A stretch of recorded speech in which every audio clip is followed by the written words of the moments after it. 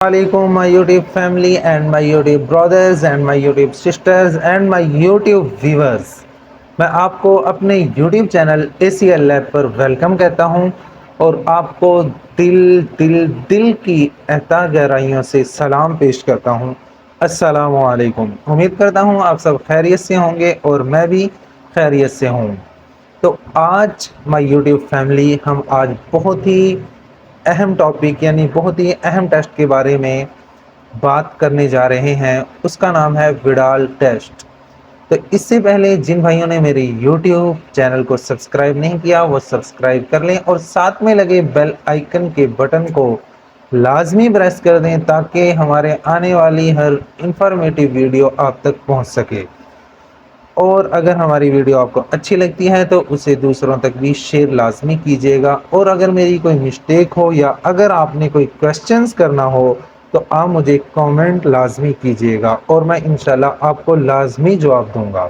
تو آج ہم بات کریں گے وڈال ٹیسٹ کے بارے میں. وڈال ٹیسٹ کیا ہوتا ہے، کیوں کروایا جاتا ہے، اس کی علامات کیا ہیں، یہ کب پازیٹیو ہو سکتا ہے، اسے کب کروانا چاہیے. وڈال ٹیسٹ کروایا جاتا ہے ٹائیفائڈ کی بیماری کے لیے اور ہمارے ہاں ٹائیفائڈ کی بیماری بہت عام ہو چکی ہے کیونکہ ہمارے ہاں گندگی بہت ہے اور یہ ہوتی ہے فضلے کے کھانے پینے کی اشیاء میں شامل ہونے سے.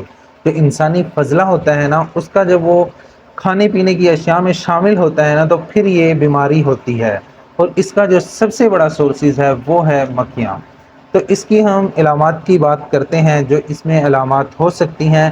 جو فرسٹ ویک کی علامات ہوتی ہیں اس میں بخار ہوتا ہے، پہلے ہلکا ہوتا ہے بعد میں تیز ہو جاتا ہے. ٹھیک ہے، اس کے بعد کیا ہو سکتی ہے، خون کے دست آ سکتے ہیں یا ویسے دست آ سکتے ہیں، کمزوری محسوس ہوتی ہے، سر میں شدید درد ہوتا ہے، جسم میں شدید درد شروع ہو جاتا ہے. تو یہ ہوتی ہیں اس کے فرسٹ ویک کی جو علامات ہوتی ہیں. سیکنڈ ویک میں جو اس کی علامات ہو سکتی ہیں وہ تیز بخار، پیٹ میں شدید درد، پیٹ کا پھول جانا، دست آنا، کھانسی ہونا، پاگل پن ہونا یا لاغر پن ہونا.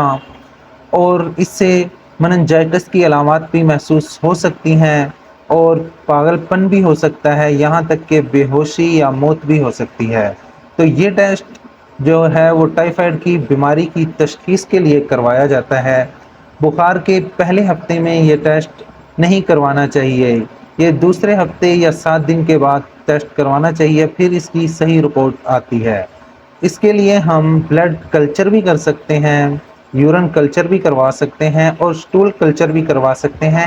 اس سے ہمیں پتہ چلتا ہے کہ اس کے لیے کون سی اینٹی بایوٹک مفید ہے اور اس سے یہ بھی پتہ چل جاتا ہے کہ کون سی اینٹی بایوٹک ریزسٹنٹ ہے یعنی کہ عمل نہیں کرے گی. تو اس کا بلڈ کا سیمپل لینا ہوتا ہے وہ 2 cc لینا ہوتا ہے کلاٹ وائل میں. Thank you. یہ تھا آج کا ہمارا ٹیسٹ، وڈال ٹیسٹ کے بارے میں انفارمیشن. اگر آپ کو اچھی لگی ہے تو اس ہمارے یوٹیوب چینل کو سبسکرائب کر دیجیے گا، ہماری ویڈیو کو لائک کر دیجیے گا اور شیئر کر دیجیے گا. اللہ حافظ.